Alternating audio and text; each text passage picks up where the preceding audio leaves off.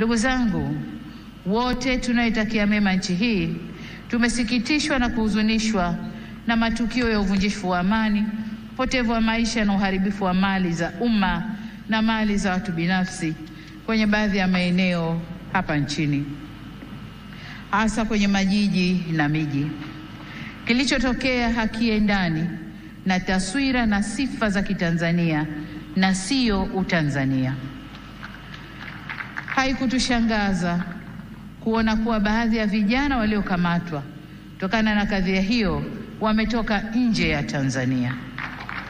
Vyombo vyetu vya ulinzi na usalama vinaendelea kufuatilia na kuchunguza kwa undani zaidi kilichotokea na kuirudisha nchi katika hali tuliyoizoea kwa haraka.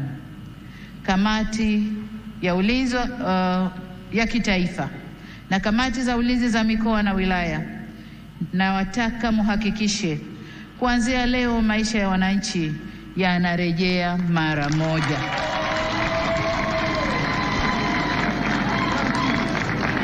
Amesema hapa Rais wa Zambia na Rais wa Burundi. Machafuko ndani ya nchi si mema, hayana bei, hayana thamani na si faida kwa yoyote yule.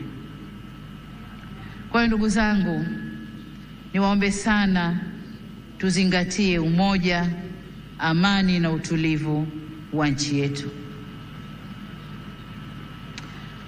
Ndugu zangu, nitumie fursa hii kutoa onyo kama mama, kutoa onyo kwa wale wote waliochochea uvunjifu wa amani.